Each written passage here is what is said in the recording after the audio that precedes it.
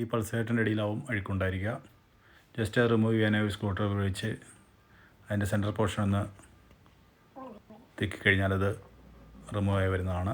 ഈസിയായി ചെയ്യാവുന്നേ ഉള്ളൂ. ലേഡീസിനും ഈസിയായി ചെയ്യാൻ ടെക്നീഷ്യൻ്റെ ഒന്നും ആവശ്യമില്ല. ആ പോർഷനിലാണ് സ്ക്രൂ വരുന്നത്.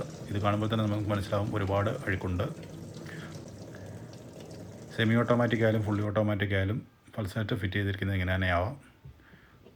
90% വാഷിംഗ് മെഷീനിലും സ്ക്രൂ ടൈപ്പാണ് വരുന്നത്.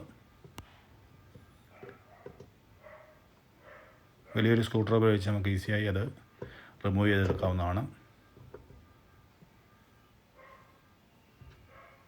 സ്ക്രൂ ഇതാണ്. അതിനുശേഷം രണ്ട് സൈഡിൽ നിന്ന് ഒരുപോലെ പൾസേറ്റർ മുകളിലേക്ക് ഉയർത്തി കഴിഞ്ഞാൽ ഈസിയായി ഇത് റിമൂവ് ആയി വരുന്നതാണ്. ഗൈസ്, ഒരുപാട് അഴുക്കടിഞ്ഞിട്ടുണ്ട്.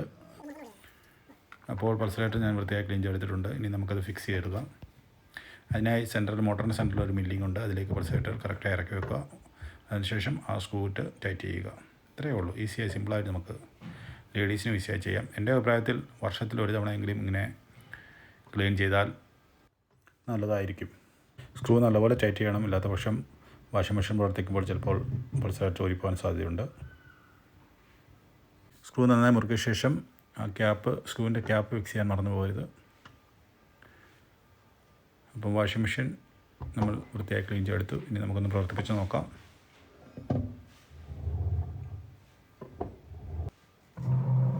ഓക്കെയാണ്. എൻ്റെ ഈ ചെറിയ വാഷിംഗ് മെഷീൻ ക്ലീനിങ് വീഡിയോ ഇഷ്ടമായാൽ ഫോളോ ചെയ്യാൻ മറക്കരുതേ. വാഷിംഗ് മെഷീൻ്റെ ഉള്ളിൽ നിന്ന് ലഭിച്ച അഴുക്കാണത്. അപ്പോൾ എല്ലാം ഓക്കെയാണ്.